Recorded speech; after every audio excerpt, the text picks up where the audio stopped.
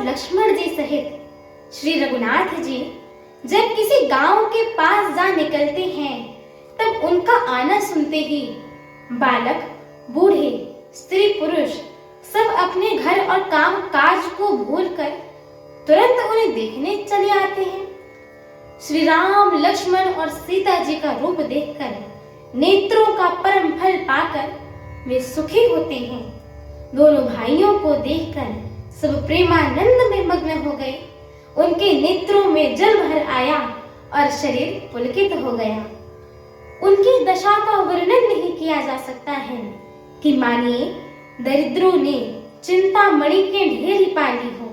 वे एक एक को पुकार कर सीख देते हैं कि इसी क्षण नेत्रों का लाभ ले लीजिए। कोई श्री रामचंद्र जी को देखकर ऐसे अनुराग में भर जाते हैं कि वे उन्हें देखते हुए उनके साथ चले जाते हैं। कोई नेत्र मार्ग से उनकी छवि को हृदय में लाकर शरीर, मन और श्रेष्ठ वाणी से शिथिल हो जाते हैं, अर्थात उनका शरीर, मन और वाणी व्यवहार करना बंद हो जाता है। कोई बड़ की सुंदर छाया देखकर वहां नरम घास और पत्ते बिछाकर कहते हैं कि क्षण भर यहाँ बैठकर थकावट मिटा लीजिए, फिर चाहे अभी चले जाइएगा या फिर चाहे सवेरे। कोई घड़ा भरकर पानी ले आता है और कोमल वाणी से कहता है कि हे नाथ, आचमन तो कर लीजिएगा।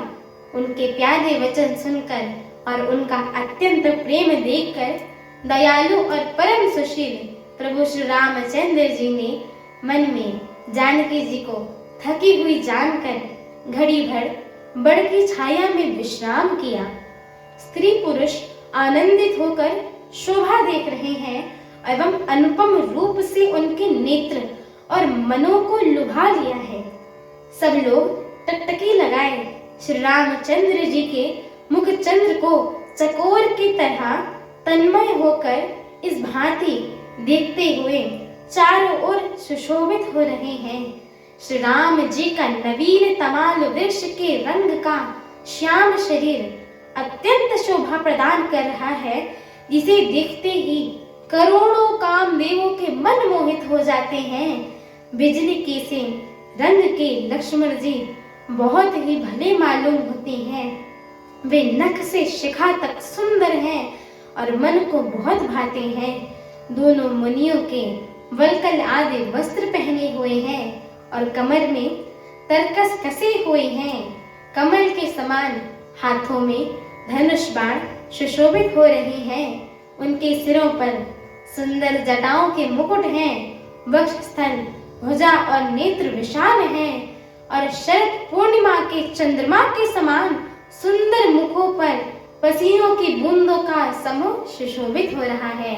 हमारी आगे की श्री राम कथा को सुनने के लिए हमारे चैनल को लाइक, शेयर, सब्सक्राइब एवं कमेंट अवश्य करिएगा।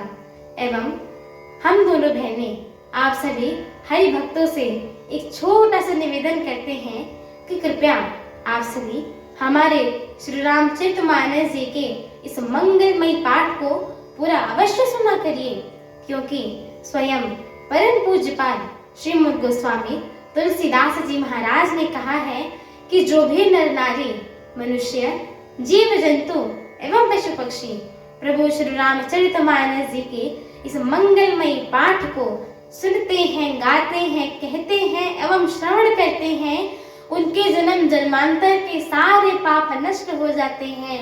तो एक बार प्रेम से बोलिए, राघवेंद्र सरकार की जय हो, जानकी मैया की जय हो, लखन लाल की जय हो। अयोध्या